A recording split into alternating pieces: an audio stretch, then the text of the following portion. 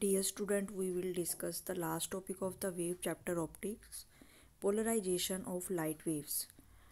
इस वाले वीडियो में हम पोलराइजेशन फिनोमिना के बारे में डिस्कस करेंगे। पोलराइजेशन फिनोमिना क्या होता है और लाइट को हम कैसे पोलराइज कर सकते हैं उसके बारे में डिस्कस करेंगे। हमें कैसे पता चलेगा कि कौन सी लाइट पोलराइज है या पोलराइज्ड नहीं है, उसकी एनालिसिस हम इसमें करेंगे। और उसके बाद इसमें दो इम्पोर्टेंट हमारे लॉ है। एक तो है हमारा लॉ ऑफ मेलिस, एक तो है हमारा लॉ ऑफ मेलिस, उसको हम डिटेल में स्टडी करेंगे, ये हमारा बहुत इम्पोर्टेंट है। और दूसरा है ब्रूस्टर लॉ। तो ये जो दो लॉ हैं ये इसमें बहुत इंपॉर्टेंट हैं, तो वो हम इसमें स्टडी करेंगे। और पोलराइजेशन का जो टॉपिक है ये इंपॉर्टेंट है और एग्ज़ाम में हमेशा इसमें से 4 मार्क्स के जो क्वेश्चन हैं वो आते हैं, तो ये टॉपिक आपको बहुत ध्यान से समझना है।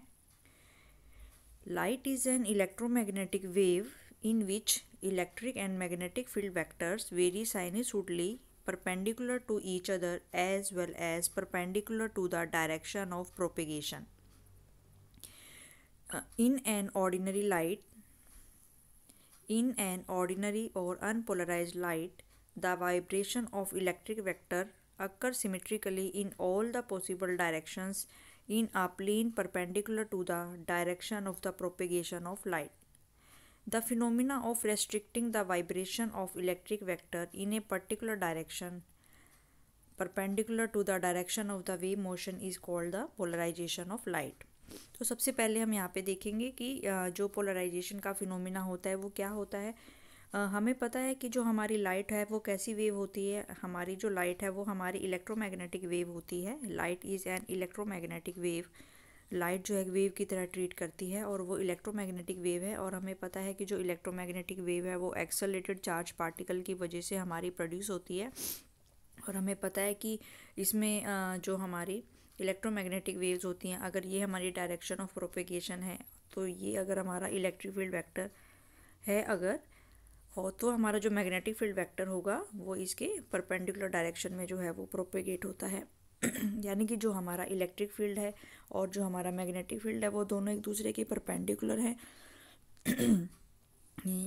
तो अगर यहाँ पे बनाए तो अगर ये मान लो हमारी डायरेक्शन ऑफ प्रोपेगेशन है, यानी कि जो वेव है वो अगर हमारी एक्स डायरेक्शन में जा रही है और ये मान लो हमारी इलेक्ट्रिक फील्ड वेक्टर है, ये इलेक्ट्रिक फील्ड वेक्टर हमारा जो है मान लो ये वाई डायरेक्शन में प्रोपेगेट कर रहा है, अगर हम इसको लिखें ये ई वाई, तो जो हमारा मैग्नेटिक फील्ड वेक्टर होगा वो हमारा एक्स डायरेक्शन में होगा, यानी कि वो हमारा इलेक्ट्रिक फील्ड वेक्टर के भी परपेंडिकुलर होगा और डायरेक्शन ऑफ प्रोपेगेशन के भी परपेंडिकुलर होगा।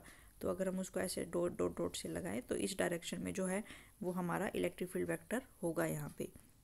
तो तीनों एक दूसरे के परपेंडिकुलर होते हैं, electric field vector, magnetic field vector and direction of propagation are mutually perpendicular to each other. ये हमने इलेक्ट्रोमैग्नेटिक वेव वाले चैप्टर में पढ़ा था। तो जो लाइट होती है वो हमारी इलेक्ट्रोमैग्नेटिक वेव होती है।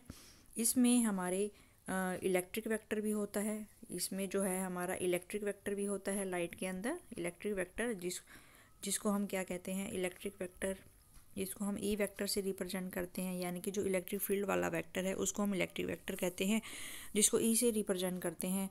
और दूसरा जो होता है वो है हमारा मैग्नेटिक वेक्टर, जिसको हम बी से रिप्रेजेंट करते हैं। और लेकिन जो हमारी अनपोलराइज्ड लाइट है, जो हमारी अनपोलराइज्ड लाइट होती है, तो अभी हमने देखा कि हमारी जो इलेक्ट्रिक मैग्नेटिक फील्ड है वो हमारी इलेक्ट्रिक वेक्टर से और मैग्नेटिक वेक्टर इसमें जो होते हैं ये म्यूचुअली परपेंडिकुलर होते हैं। लेकिन क्योंकि पोलराइजेशन ऑफ लाइट जो है एक लाइट का फिनोमिना है और लाइट के फिनोमिना के लिए सिर्फ हमारा इलेक्ट्रिक वेक्टर जो है वो ही रिस्पॉन्सिबल होता है। ठीक है, जितने भी हमारे ऑप्टिकल फिनोमिना है, जितने भी हमारे लाइट से रिलेटेड फिनोमिना है, ऑप्टिकल फिनोमिना जो हमारे लाइट से रिलेटेड फिनोमिना होते हैं, तो जितने भी हमारे ऑप्टिकल फिनोमिना है उसके लिए जो इलेक्ट्रोमैग्नेटिक वेव का electric vector is responsible, electric vector की वजह से ही वो रेस्पॉन्सिबल होता है। Electric vector is responsible for the optical phenomena of light. तो लाइट के जितने भी फिनोमिना हैं वो किसकी वजह से होते हैं, वो इलेक्ट्रोमैग्नेटिक वेव के इलेक्ट्रिक वेक्टर की वजह से होते हैं। तो इसमें जो हम देखेंगे कि जो हम स्टडी करेंगे यहाँ पे हम इलेक्ट्रिक वेक्टर से ही इसको दिखाएंगे। तो जो हमारी अनपोलराइज लाइट होती है उसमें जो हमारे इलेक्ट्रिक फील्ड के जो वाइब्रेशंस होते हैं वो सिमेट्रिकली होते हैं in all the possible directions in a plane perpendicular to the direction of propagation of light. तो जो हमारी अनपोलराइज लाइट होती है उसमें इलेक्ट्रिक फील्ड के वेक्टर हर पॉसिबल डायरेक्शन में होते हैं। अगर हमारे पास मान लो ये अनपोलराइज लाइट है और ये अगर हमारे पास डायरेक्शन ऑफ प्रोपगेशन है, ये हमारी लाइट की डायरेक्शन ऑफ प्रोपगेशन है, मान लो जेड डायरेक्शन। तो अगर किसी भी सोर्स से आने वाली लाइट हमारी अनपोलराइज्ड है तो इसमें हम फिर किसके वेक्टर दिखाएंगे, इसमें हम इलेक्ट्रिक फील्ड के वेक्टर दिखाएंगे। यानी कि ये वेक्टर इस डायरेक्शन में भी हो सकता है, ये वेक्टर जो है ये हमारा इस डायरेक्शन में भी हो सकता है, इलेक्ट्रिक फील्ड का वेक्टर जो है ये इस डायरेक्शन में भी हो सकता है, इलेक्ट्रिक फील्ड का वेक्टर जो है इस डायरेक्शन में भी हो सकता है। तो इलेक्ट्रिक फील्ड का वेक्टर जो है किसी भी डायरेक्शन में हो सकता है और ये डायरेक्शन जो है जेड के जो है वो परपेंडिकुलर होती है। ठीक है, तो जो हमारी अनपोलराइज लाइट है उसमें हम क्योंकि ऑप्टिकल फिनोमिना के लिए इलेक्ट्रिक वेक्टर ही रिस्पॉन्सिबल है, तो जो अनपोलराइज लाइट होती है उसमें सोर्स से निकलने वाली जो लाइट है वो किसी भी डायरेक्शन में जा सकती है, वो इस डायरेक्शन में भी जा सकती है, वो इलेक्ट्रिक वेक्टर जो है इस डायरेक्शन में भी जा सकती है। It can go symmetrically in all the possible direction, यानी कि यूनिफॉर्मली वो सभी डायरेक्शंस में जो है वो प्रोपेगेट करती है। तो ये जो होती है ये हमारी अनपोलराइज लाइट है जिसमें वाइब्रेशंस जो है हर पॉसिबल डायरेक्शंस में होते हैं। तो यही यहाँ पे बताया गया है कि जो इलेक्ट्रिक वेक्टर के जो वाइब्रेशंस हैं वो सिमेट्रिकली होते हैं in all the possible directions, और ये जो डायरेक्शंस होती है that is perpendicular to the direction of propagation of light. Next इसमें दिया गया है द फिनोमिना ऑफ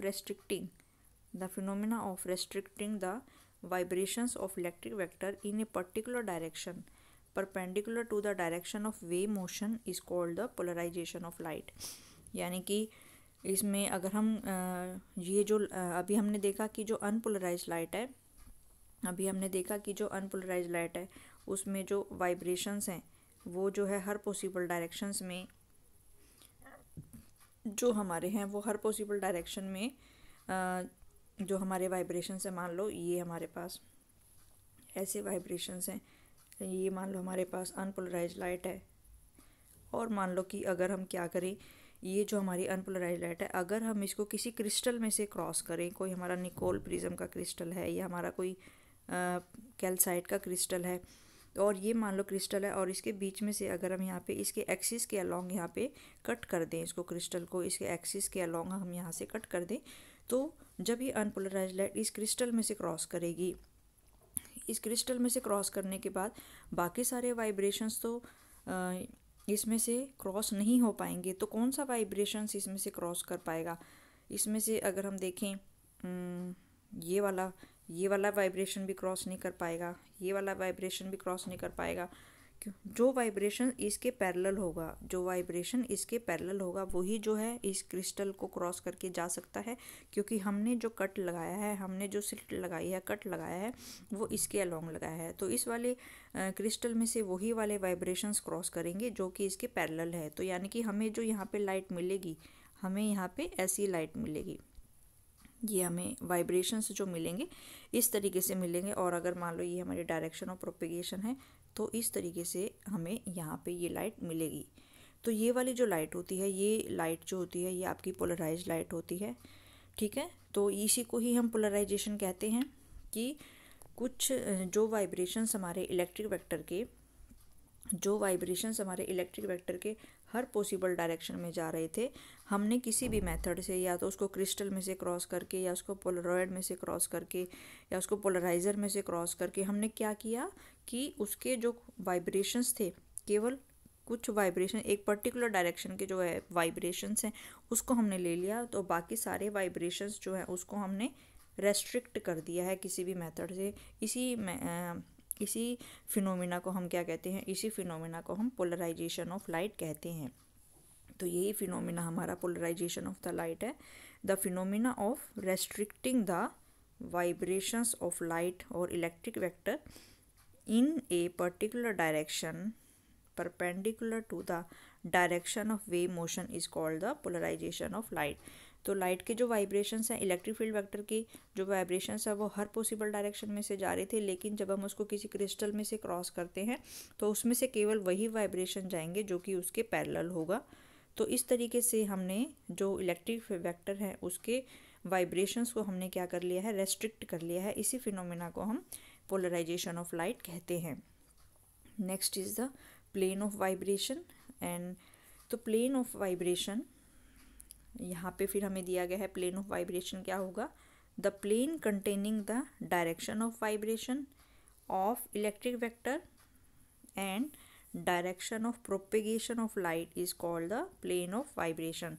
तो ऐसा प्लेन जिसमें कि direction of propagation of light की डायरेक्शन भी है और इलेक्ट्रिक वेक्टर के वाइब्रेशन भी हैं, उसे हम क्या कहते हैं, प्लेन ऑफ वाइब्रेशन।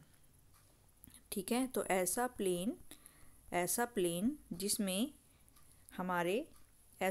जिसमें हमारे वाइब्रेशंस भी हैं, इलेक्ट्रिक फील्ड के वाइब्रेशंस भी हैं और डायरेक्शन ऑफ प्रोपेगेशन भी है, उसको हम क्या कहते हैं, प्लेन ऑफ वाइब्रेशन। और प्लेन ऑफ पोलराइजेशन क्या होगा, ऐसा प्लेन जिसमें कि कोई वाइब्रेशन नहीं है, ऐसा plane there are no vibrations, ऐसा प्लेन जहाँ पे वाइब्रेशंस नहीं है, जहाँ पे हमने वाइब्रेशंस को रेस्ट्रिक्ट कर दिया है, जिसके वाइब्रेशंस को जिस डायरेक्शन में हमने वाइब्रेशन को ख़त्म कर दिया है, उसे हम क्या कहते हैं, प्लेन ऑफ पोलराइजेशन।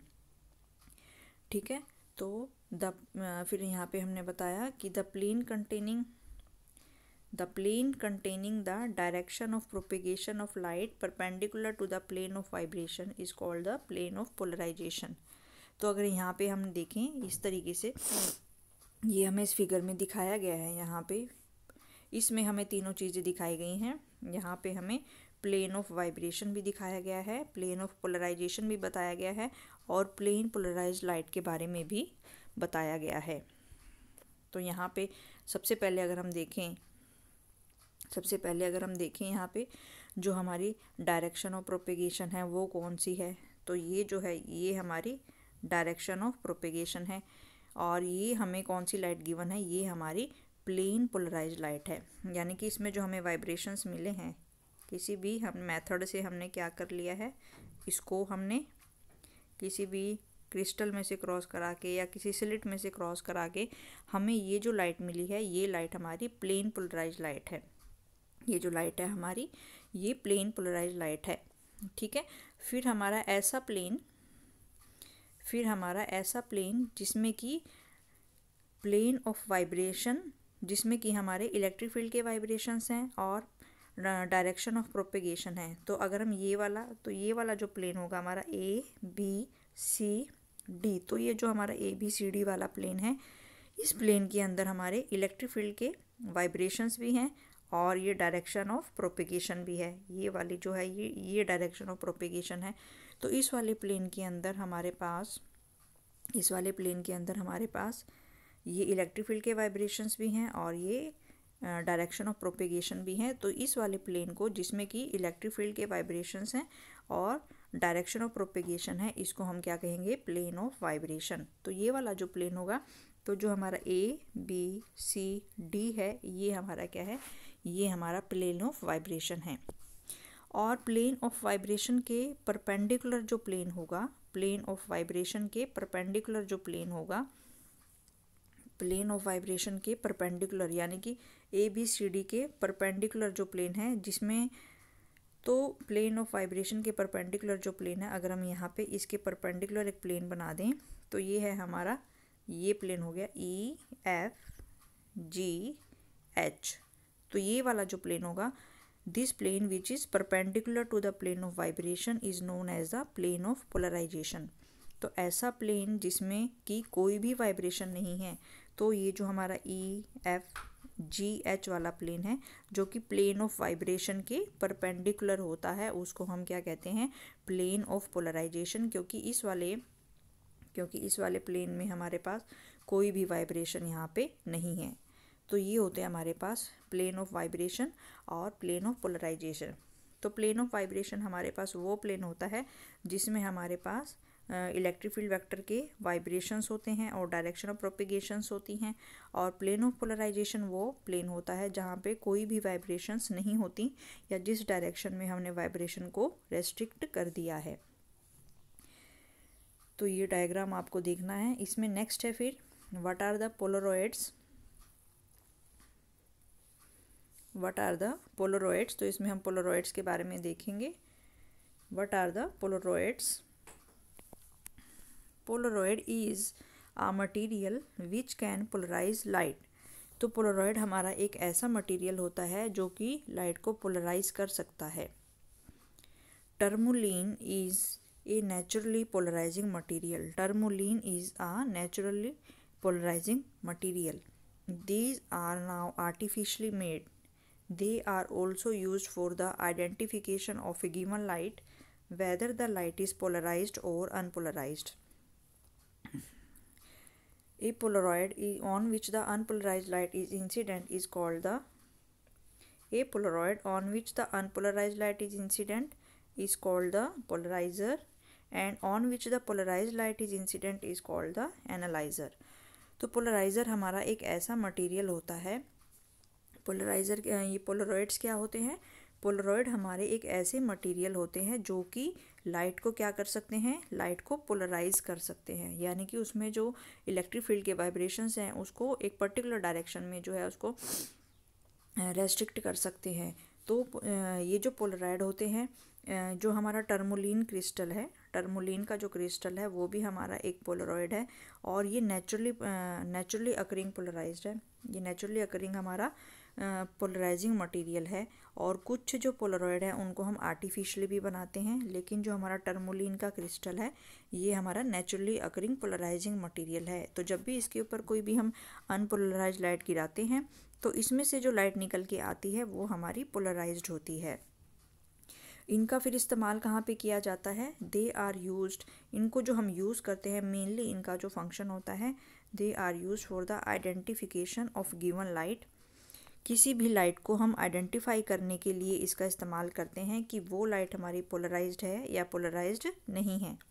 तो अगर हमें किसी भी कोई भी हमें लाइट दे दी जाए और हमसे पूछा जाए कि वो लाइट हमारी पोलराइज्ड है या पोलराइज्ड नहीं है, तो उसकी आइडेंटिफिकेशन के लिए हम किसका इस्तेमाल करेंगे? उसकी आइडेंटिफिकेशन के लिए हम पोलरॉइड्स का इस्तेमाल करेंगे। ए Polaroid on which unpolarized light is incident is called the polarizer, and on which the polarized light is incident is called the analyzer। ठीक है, तो जैसे कि मान लो ये हमारे पास कोई भी अनपोलराइज लाइट है, ये मान लो हमारे पास अनपोलराइज लाइट है अगर, और इसको मान लो हम यहाँ पे किसी टर्मोलिन के किसी क्रिस्टल में से क्रॉस कर रहे हैं और इसमें से हमारे पास जो वाइब्रेशंस होंगे, इसमें से हर पर्टिकुलर डायरेक्शन में हमारे पास वाइब्रेशंस होंगे, परपेंडिकुलर वाले भी होंगे और डॉट वाले भी होंगे, हर पर्टिकुलर डायरेक्शन। ये वाली जो लाइट है ये हमारी जो है ये अनपोलराइज लाइट है, लेकिन ये क्रिस्टल है, मान लो हमने इसको ऐसे बीच में से कट कर लिया, तो इसमें से जो लाइट निकल के आएगी वो कैसी लाइट होगी हमारी? वो इसमें से जो वाइब्रेशंस निकल के आएंगे वो सिर्फ कैसे होंगे? इस तरीके के वाइब्रेशंस होंगे। तो ये वाली जो लाइट है ये हमारी अनपोलराइज्ड लाइट है और ये वाली जो लाइट है ये हमारी पोलराइज्ड लाइट है। ठीक है, तो ये फिर हम ये वाली जो पोलराइज्ड लाइट है इसको अगर हम फिर किसी और क्रिस्टल पे, अगर हम यहाँ पे एक और क्रिस्टल लगा दें ऐसे इस तरीके से, तो यहाँ से भी अगर हम इसको कट कर दें तो ये अनपोलराइज्ड लाइट है। तो यहाँ पे हमने दो क्रिस्टल का इस्तेमाल किया है। तो पहला क्रिस्टल, यानी कि ये जो पहला क्रिस्टल है जिसके ऊपर ये हमारा फर्स्ट नंबर का क्रिस्टल है, जिसके ऊपर हमने कौन सी लाइट को गिराया है? उसके ऊपर हमने अनपोलराइज्ड लाइट को गिराया है। तो ऐसा पोलराइज ये वाला जो हमारा पोलरॉइड है जिसके ऊपर हमने कौन सी लाइट को स्ट्राइक किया है? अनपोलराइज्ड लाइट को। तो उसको हम क्या कहते हैं? इसको हम कहते हैं पोलराइज़र, क्योंकि ये लाइट को पोलराइज करने का काम करता है। और इसमें से जो निकलने वाली लाइट है ये हमारी पोलराइज्ड होती है। और जब इस पोलराइज्ड लाइट को हम किसी दूसरे क्रिस्टल पे या उस पे हम गिराते हैं, तो इस वाले ये जो सेकंड नंबर वाला है इसको हम क्या कहते हैं, एनालाइज़र। तो जो फर्स्ट वाला क्रिस्टल है उसको हम पोलराइज़र कहते हैं और जो सेकंड वाला क्रिस्टल है उसको हम एनालाइज़र कहते हैं, क्योंकि जो फर्स्ट वाला क्रिस्टल है उस पे हमारी अनपोलराइज्ड लाइट गिरती है और जो सेकंड वाला क्रिस्टल है उस पे हमारी पोलराइज्ड लाइट स्ट्राइक करती है। तो पहले वाला क्रिस्टल जो है वो लाइट को पोलराइज करने का काम करता है और दूसरे वाला क्रिस्टल जो है उस लाइट को एनालाइज करने का काम करता है कि वो लाइट हमारी पोलराइज्ड है या पोलराइज्ड नहीं है। तो इस तरीके से यहाँ पे बताया गया है यहाँ कि ऐसा पोलराइड जिस पे कि हम अनपोलराइज्ड लाइट को स्ट्राइक करते हैं उसे हम पोलराइज़र कहते हैं, और ऐसा पोलराइड जिससे कि हम ये पता लगाते हैं कि हमारी जो इंसिडेंट लाइट है वो पोलराइज्ड है या पोलराइज्ड नहीं है उसको हम एनालाइज़र कहते हैं। तो इसमें फिर यहाँ पे हमें 3 कंडीशंस दी गई हैं। इन 3 कंडीशंस के हिसाब से हम बता सकते हैं कि पोलराइड की हेल्प से कि जो हमारी गिवन लाइट है वो पोलराइज्ड है या पोलराइज्ड नहीं है। When we pass the light through the analyzer and rotate about assuming the incident light as axis and examine the emergent light, तो इसमें हम क्या करते हैं कि लाइट को जो है हम एनालाइज़र में से क्रॉस करते हैं और एनालाइज़र में से निकलने वाली जो लाइट है उसको हम एग्ज़ामिन करते हैं। एनालाइज़र में से निकलने वाली लाइट को हम एग्ज़ामिन करते हैं, तो फिर हम देखते हैं कि जो एनालाइज़र में से निकलने वाली लाइट है उसमें क्या चीज़ हो रही है उसको हम यहाँ पे डिस्कस करते हैं। Incident light is unpolarised if there is no change in the intensity of emergent light. इसका मतलब अगर हमारे पोलराइज़र में से निकलने वाली एनालाइज़र में से निकलने वाली जो लाइट है, एनालाइज़र में से निकलने वाली जो लाइट है उसमें अगर इंटेंसिटी में कोई भी चेंज नहीं आता है, एनालाइज़र से निकलने वाली लाइट में अगर कोई भी चेंज नहीं आता है तो वो जो लाइट होगी उसको हम क्या कहेंगे, अनपोलराइज्ड लाइट। अगर इंटेंसिटी में कोई भी चेंज नहीं आता है तो उसको हम अनपोलराइज्ड लाइट कहेंगे। और अगर इंटेंसिटी जो है वो if there is change in the intensity is minimum but not equal to 0 then incident light is said to be partially polarized। तो अगर हमारी जो इमर्जेंट लाइट है उसकी इंटेंसिटी तो चेंज हो रही है लेकिन जो मिनिमम इंटेंसिटी है वो 0 के बराबर नहीं है। मिनिमम इंटेंसिटी में अगर हमें यहाँ पे डार्क नहीं मिलता है, मिनिमम इंटेंसिटी अगर 0 नहीं है तो वो जो लाइट है वो पूरी तरीके से पोलराइज्ड नहीं है, उसको हम क्या कहेंगे, वो पूरे तरीके से पोलराइज्ड नहीं है उसको हम क्या कहेंगे, पार्शली पोलराइज्ड। तो ये हमारी पार्शली है यानी कि आधी है, कंप्लीटली नहीं है, इसको हम क्या कहते हैं, ये हमारी पार्शली पोलराइज्ड है। और अगर हम लाइट को एनालाइज करें और एनालाइज करने से उसमें इंटेंसिटी भी चेंज हो रही है और मिनिमम इंटेंसिटी अगर वो 0 हो जाती है, मिनिमम इंटेंसिटी अगर वो 0 हो जाती है तो जो इंसिडेंट लाइट है वो हमारी क्या होगी, प्लेन पोलराइज्ड होगी या कम्प्लीटली प्लेन पोलराइज्ड होगी, और उसको हम लीनियरली पोलराइज्ड भी कहते हैं। तो इसमें जो हमें है, इसको अगर मैं छोटा सा डायग्राम बना के बताऊँ यहाँ पे, तो इसमें हमें एक ये हमारा पोलराइज़र था, ठीक है। तो इसमें से हमने जो है बीच में ऐसे कट लगाया हुआ है, तो यहाँ से जो हमारी लाइट ऐसे क्रॉस कर रही है, तो यहाँ से जो हमारी लाइट ऐसे क्रॉस कर रही है इस तरीके से, तो इसमें से ये हमारी इंसिडेंट लाइट है जो कि हमारी अनपोलराइज्ड है, ये हमारी इंसिडेंट लाइट है जो कि हमारी अनपोलराइज्ड है, ठीक है। और इस पोलराइज़र में से फिर हमने यहाँ पे इस पोलराइज़र में से जो लाइट निकल के आएगी वो हमारी कैसी आएगी, ये हमारी पोलराइज्ड लाइट जो है इसमें से निकल के आएगी। फिर इसको हम किस में से क्रॉस करते हैं, इसको फिर हम एनालाइज़र में से क्रॉस करते हैं। तो फिर हम देखते हैं ये भी, अगर हमारा ये कट ऐसे है तो एनालाइज़र में से जो लाइट निकल के आएगी, ठीक है। तो यहाँ पे हमें 3 कंडीशन बताई गई है। तो पहली कंडीशन में हमें क्या बताया गया है कि अगर जो ये वाली लाइट है, फिर हम क्या करते हैं, इस एनालाइज़र को ये जो एनालाइज़र है इसको हम अलग अलग एंगल पे रोटेट करते हैं, और अलग अलग एंगल पे रोटेट करने के बाद फिर ये वाला जो एनालाइज़र है, ये एनालाइज़र इसको हम अलग अलग एंगल पे रोटेट करते हैं, और अलग अलग एंगल पे रोटेट करने से जो ये इसमें से ये जो पोलराइज्ड लाइट निकल के आ रही है, इसमें से ये जो पोलराइज्ड लाइट निकल के आ रही है, अगर उसकी इंटेंसिटी में कोई भी चेंज नहीं आता, ये जो लाइट निकल के आ रही है इस एनालाइज़र को अलग अलग एंगल पे घुमाने के बाद, रोटेट करने के बाद भी अगर इसकी इंटेंसिटी में कोई चेंज नहीं आता, there is no change in the intensity of emergent light, तो ये जो हमारी इंसिडेंट लाइट होगी ये कैसी होगी, ये हमारी अनपोलराइज्ड लाइट होगी। ठीक है। और दूसरी कंडीशन में क्या बताया गया है कि अगर हम ये एनालाइज़र को अलग अलग एंगल पे, इस एनालाइज़र को अलग अलग एंगल पे रोटेट कर रहे हैं और अलग अलग एंगल पे रोटेट करने से लाइट की इंटेंसिटी में जो है चेंज आ रहा है, और चेंज आने से लेकिन जो मिनिमम है वो 0 के बराबर नहीं है, तो उस केस में ये जो हमारी इंसिडेंट लाइट होगी ये कैसी होगी, ये हमारी पार्शली पोलराइज्ड होगी, क्योंकि कम्प्लीटली नहीं है, ये पार्शली पोलराइज्ड है।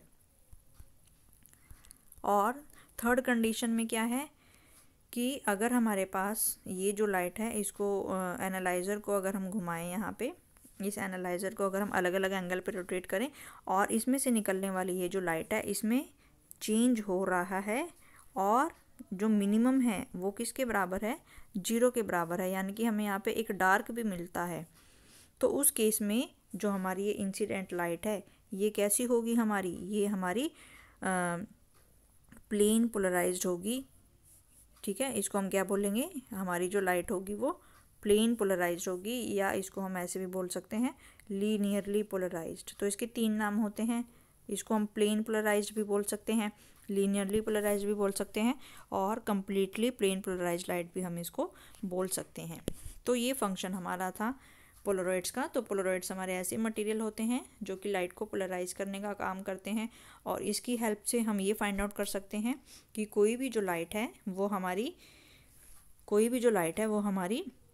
पोलराइज्ड है या पोलराइज्ड नहीं है। अगर लाइट की इंटेंसिटी में कोई चेंज नहीं आता, तो लाइट हमारी अनपोलराइज्ड है, और लाइट की इंटेंसिटी में चेंज तो आ रहा है लेकिन जो मिनिमम है वो 0 के बराबर नहीं है, तो जो लाइट है वो हमारी पार्शली पोलराइज्ड है।